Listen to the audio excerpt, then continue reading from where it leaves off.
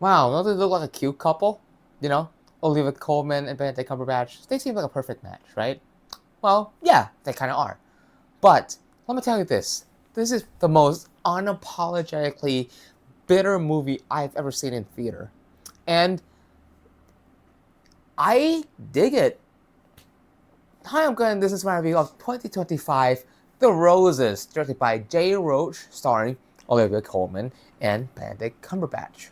So the plot of the movie is basically marriage story, but they made it to a British rom-com, if that makes sense. Like, you get to see the evolution of the couple, the married couple with kids, going through this, like, breaking apart, gaining hatreds, throwing tantrums, and like the good thing about it is that these two lead actors gave an incredible performance that you can feel the heat of the arguments.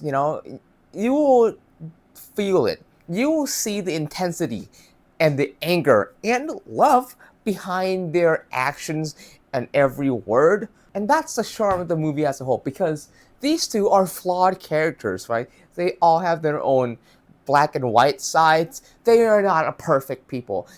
You might even say they're bad people and you don't want to meet any of their friends. But the movie magically made us sympathize for both of them in some degree, which makes the movie more deep, I would say, especially in the third act, which makes the movie felt more realistic and personal, even though no matter how absurd their plans and actions are in this movie, you will feel somewhat relatable, and it's three-dimensional, I'd say. I also have to point out that the opening sequence and the ending scene of this movie is really, really nice. I love it. It's cute, it's charming, it's artsy. The song that played above it is nice, but you can't help but feel this underlying tone of tension and this sort of desperateness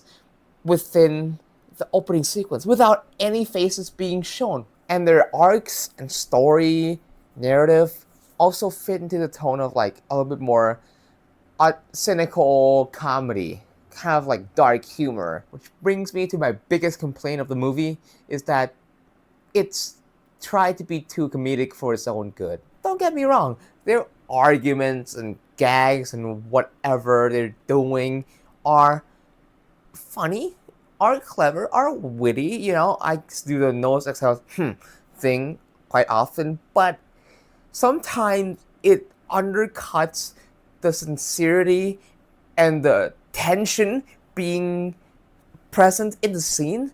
Like, if you put some scenes in a vacuum and you take away dialogues and only look at the scene face value from the context, it's like quite depressing and sad to see and hard to watch. Like, it's the parents fighting in front of their kids, and you're supposed to find that funny with all the gags and jokes they're thrown in, which I don't find that hilarious. I just found it, like, again, undercutting the seriousness of it all. And also, almost none of the side characters sticks out to me.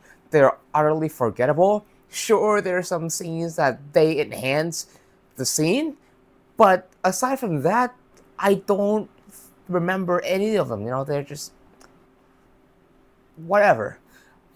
Except for the two SNL alumni in the movie, Andy Samberg and Kate McKinnon. Like a flanderized version of themselves. It felt like they've written it out of like a, not SNL, but like late night comedy sketches, like Fallon or Colbert. Like, sometimes they do sketches or like monologue gags or whatever.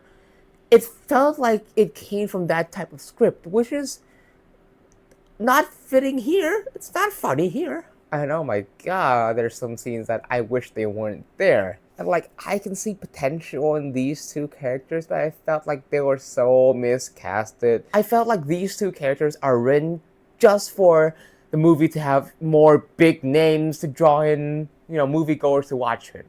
But still, overall, I still feel like this movie is a 3.5 out of 5 for me.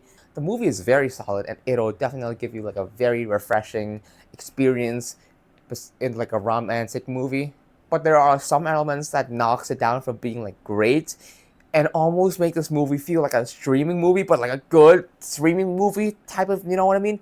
But to watch it in theaters, I think you'll get a good time anyway.